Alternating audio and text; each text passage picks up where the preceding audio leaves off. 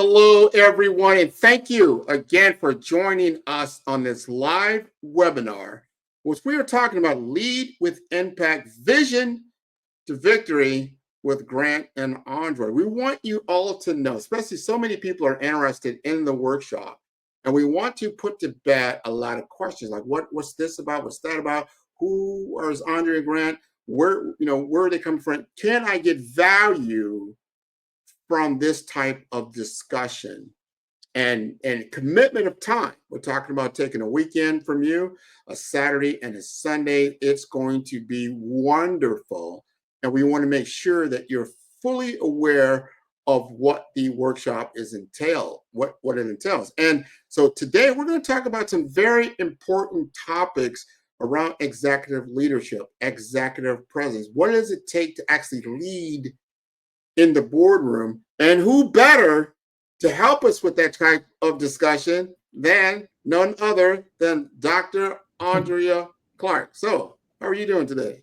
I'm great, Grant. Thank you so much for having me, and thank you. It's always a pleasure to be back with you, having meaningful, thought-provoking conversations. So I really appreciate this. Well, the audience really appreciates you. We got so much feedback from the show we did on Friday. We said we got to come back around and do it again on Tuesday because this is valuable to people, right? And we want to talk about executive leadership. We want to talk about what it's really like being in the trenches of the boardroom, right? And people are like, oh, it's this big mystery that's going on. But if you don't have exposure and you don't have experience, of course, there's a lot of questions that come up.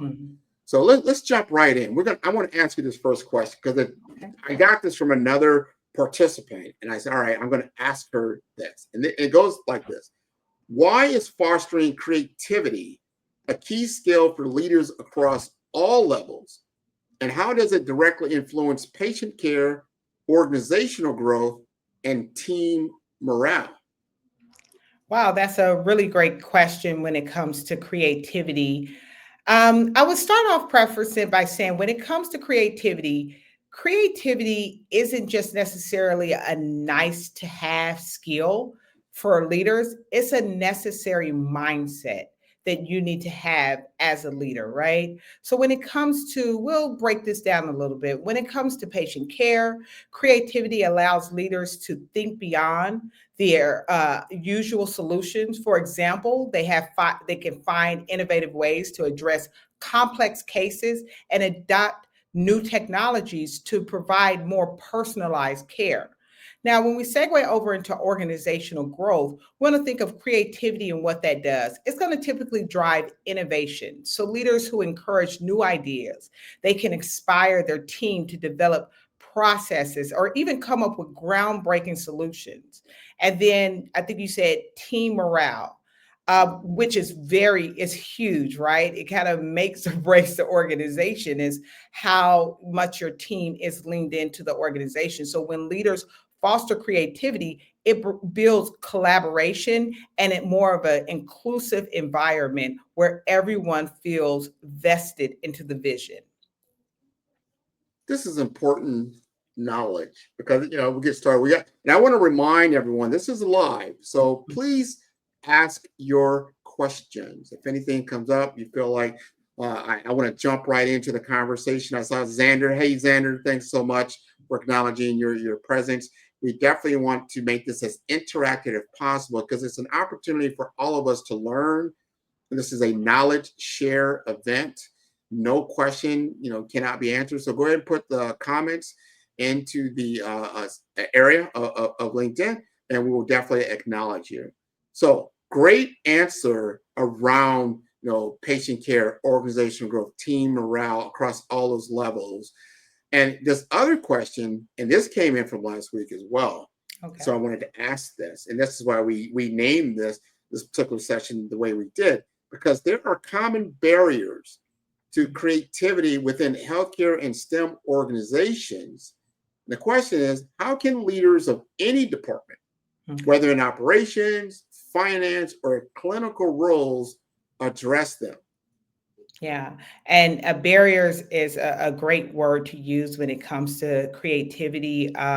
So, one of those biggest challenges and organizational barriers that I've witnessed as a senior leader in various areas in healthcare and STEM, a lot of times, whenever you have systems, structures, or even people, right, that's been vested in this particular organization for a decade, 2 decades, or even three, it can become a rigid structure or institution or environment, right? So that can definitely lead to a barrier and a bottleneck when it comes to being more creative and innovative, right? So it's always good to get a fresh set of eyes, whether it's hiring consultants or collaborating with other organizations, or giving that new emerging professional a new role and new responsibility, just so they can come in with fresh eyes to just shake up the creativity and the thought process and the kind of everyday status quo.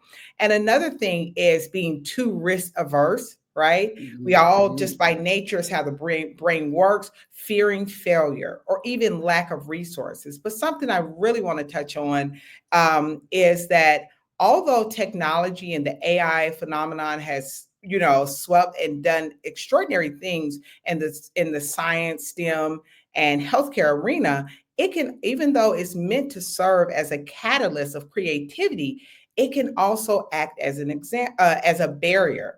So Mhm. what do I mean by that? Sometimes if the technology is misaligned from our organizational goals, it can drain resources. So resources such as certain investments that we're making into a lot of AI technology. Sometimes, for example, if only 5% of AI products deliver the intended outcome, the other 95% represents wasted effort that could have gone towards more innovative and impactful projects. So, therefore, when resources are tied up in underperforming AI initiatives, teams have less capacity to explore other creative solutions. And I think that's something we really need to shed light on when it comes to that creative process. I'm glad you brought up AI. Obviously, it's all over the place. Everybody sees it.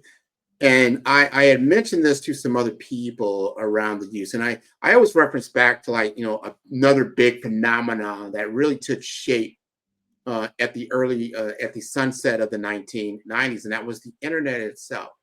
And there was a whole lot of change going on, a whole lot of innovation that was going on, whole lot of investments or people that lost their investments that were going on, Mhm. because it had to go through what I call its life cycle. It had to find its place in how we utilize the technology for the best advantage. And as we see now, and it wasn't at the time, but as we see now, the largest companies, the most successful companies are digital platforms, Mhm. like your Amazon, your eBays, your Ubers, your Microsoft. I mean, you can go on and on. These are digital tools, digital platforms, but that was over time. AI has got to find its own life cycle. You got to find your own use case. It's still just a baby, more or less. It's a great tool, and it's not the end all be all. You'll see, like, oh, it makes mistakes. It doesn't do things exactly that way, but it can be a great tool to either speed up a process, and it's about time, or communication, so you can do it faster, quicker, better. It'll shift some job titles or job responsibilities as we in the back end automation of certain things, right? But you got to look at, it's almost like pre-cell phone. I'm old enough to remember pre-cell phone, right? Mhm. You didn't have a phone. I remember when it first came out, like, oh my God, who wants to take a phone call in their car? I mean, whoa, this is too bad. I can always get out, stop, and get a payphone or something like that. You don't even think like that anymore. AI has got to go through its life cycle and its use case, that's personified for yourself and how you want to utilize these things. Very, very important. And look at this. We got from Xander. Where can we add Dr. Clarke on LinkedIn? Just put in her name. It comes right up, Xander. She's very available. No question there. But we do have a question. Mhm. Here's the deal.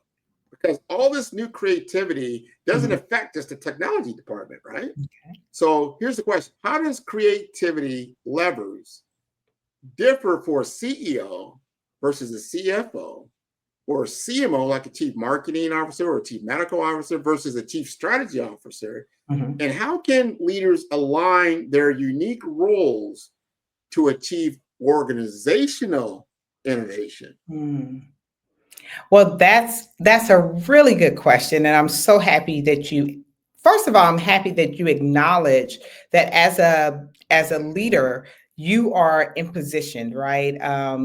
Just like a sports team, so you're in position, and therefore you have different levers of creativity, of resources that you can access. So, as you said, Grant, a CEO has a different lever they can pull as a CEO opposed to a FO, I think that's what you said. So when we think of creativity and those levers that every position or stakeholder can pull, that's spot on that you even recognize that, because the CEO often, let's think about the roles, and then that lets us kind of reverse engineer this and go back to what they can do creatively for the organization, for the team, and essentially for the environment and the overall outcomes. So the CEO often focuses on the big picture, right? They're often, like I say all the time, they're future focused. They're thinking constantly, what's next for the entire organization? So their creativity level is about inspiring bold ideas,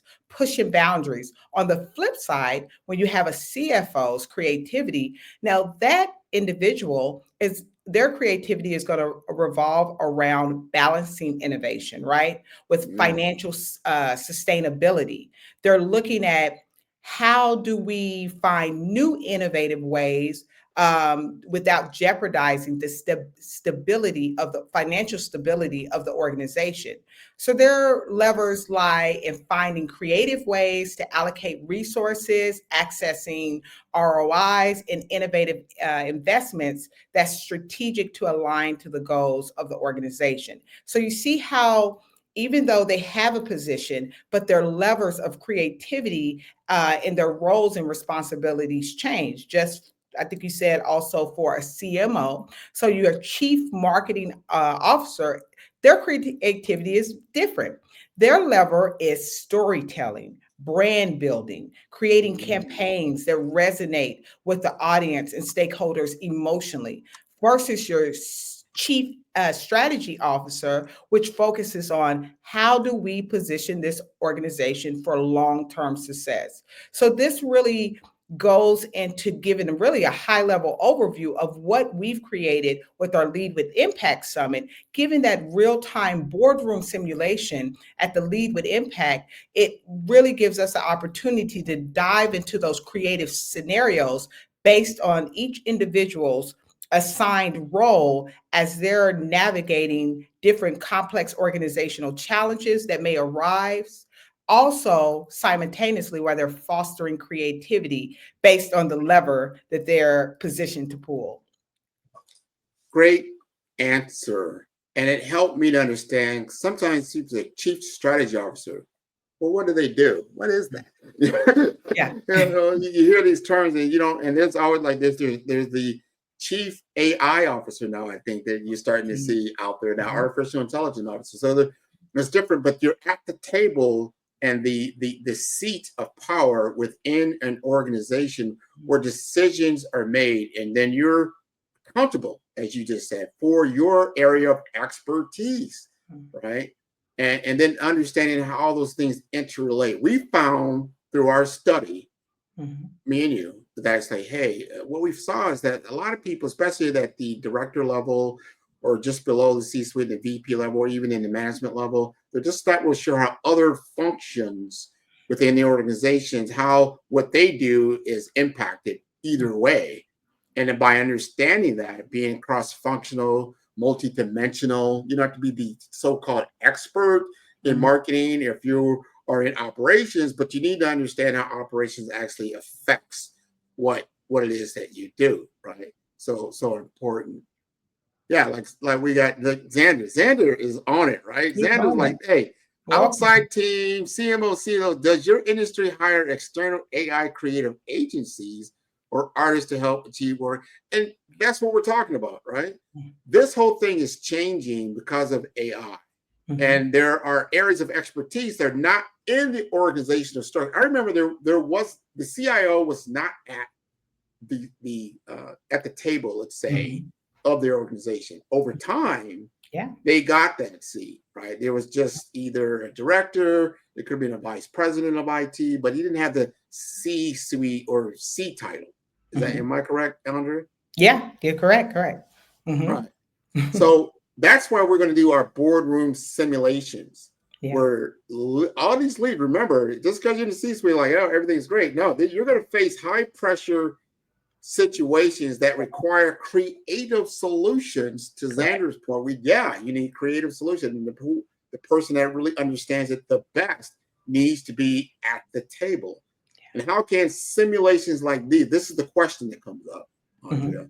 How can simulations like these prepare leaders to navigate real world challenges and make transformative decisions?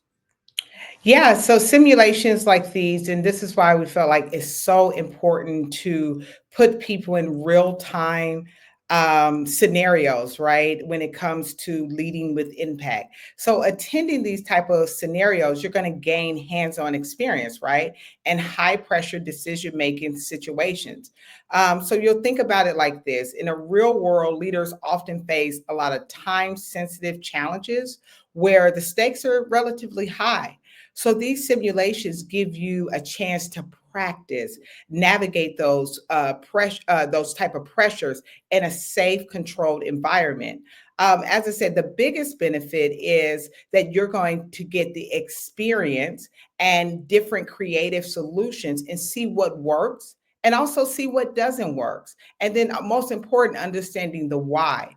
Grant, I saw a couple days ago that you launched a fantastic interview with Dr. Leiba at Miami-Dade College. And, as we toured their simulation of a clinical setting, you got into an ambulance, you were able to virtually see labor and delivery, just, these phenomenal simulations. That's what I see that Miami-Dade does. They are constantly creating a practice environment for you to master your craft, right? So we are doing the same thing with our boardroom simulation. As you're emerging as a professional, emerging as a leader, why not take time and skill up and come into a control safe environment where we can put you in these high stake conversations so you can, like I say, build your muscle and practice and master and curate your craft.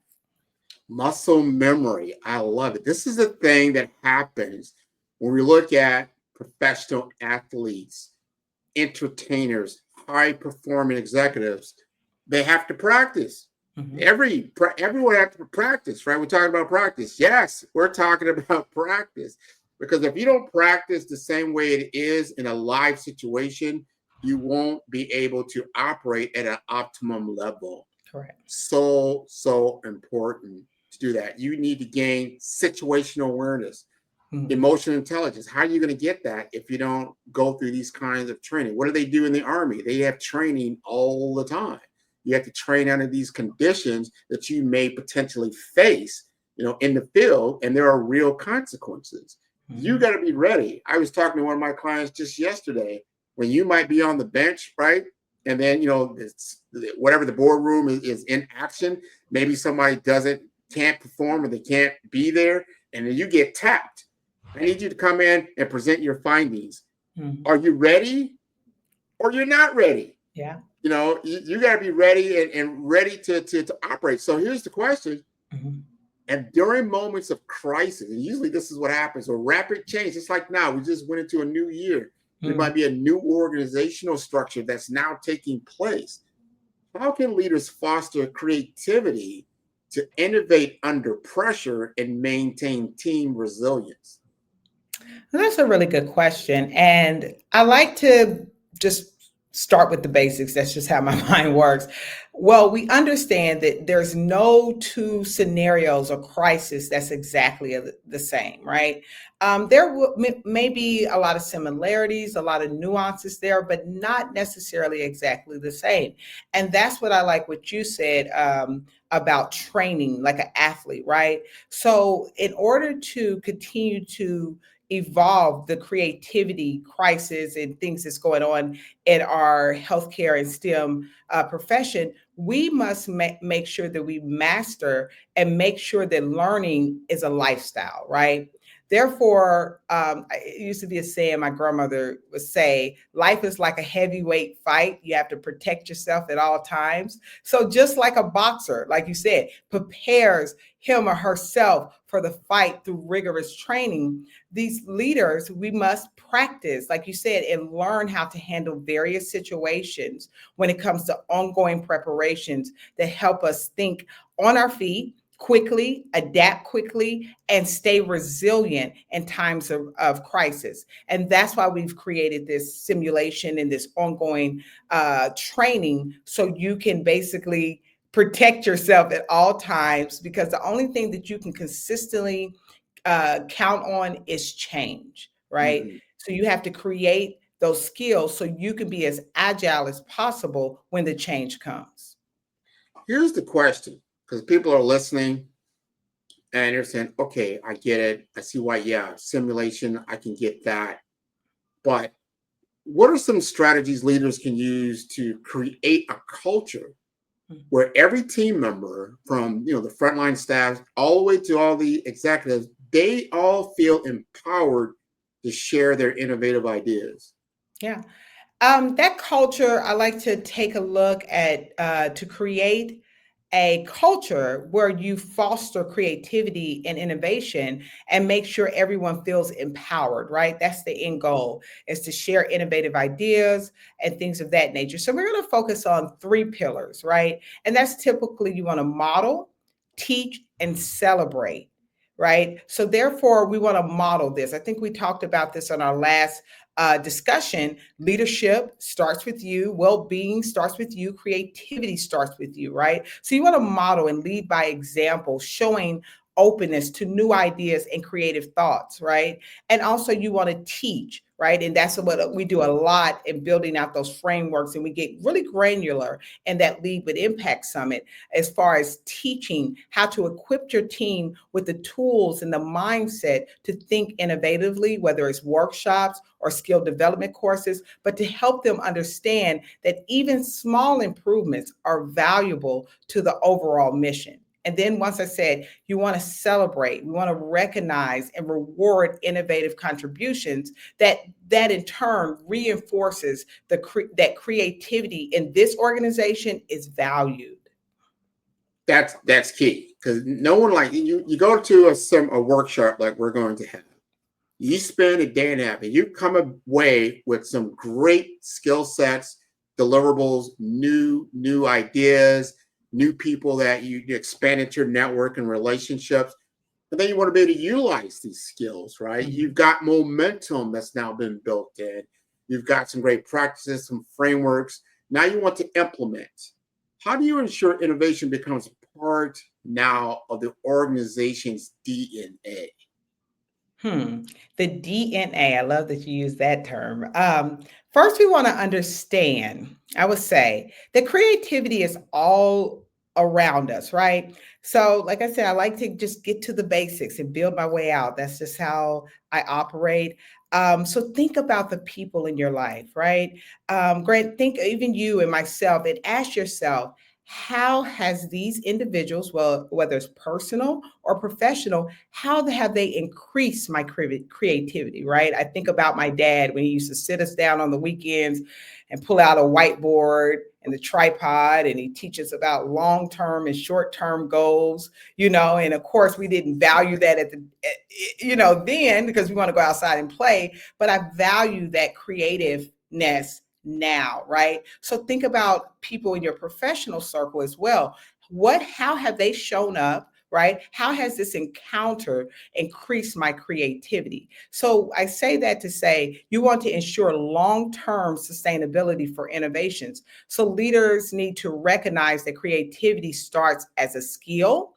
It then Mhm. grows into a discipline, and eventually it becomes a mindset. And it's important to foster a culture where creativity is continuously developed throughout practice, where team members can reflect on how their interactions contributes to their own creativity as well.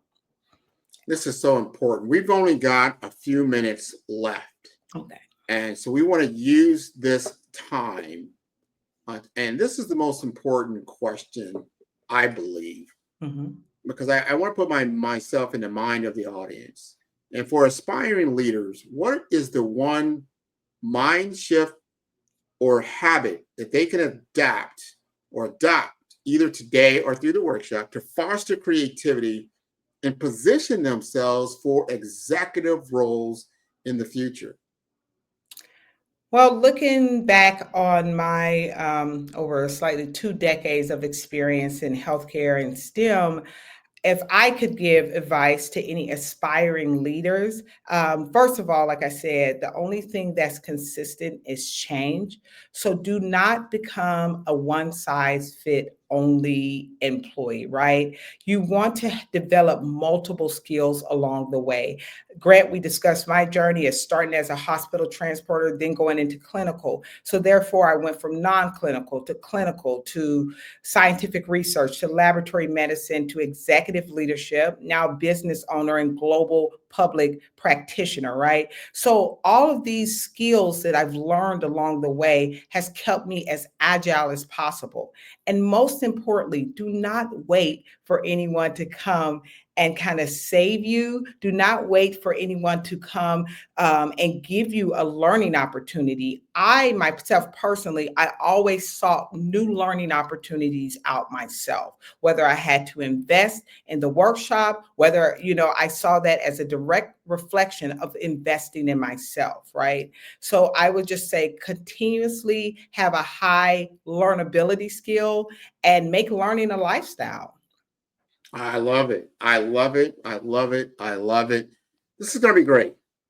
And we want people to get the value that they're looking for in this particular workshop. Now, we've only got a few minutes. People are like, all right, what do they keep? Some people know about Lead with Impact, Vision to Victory. Some people don't.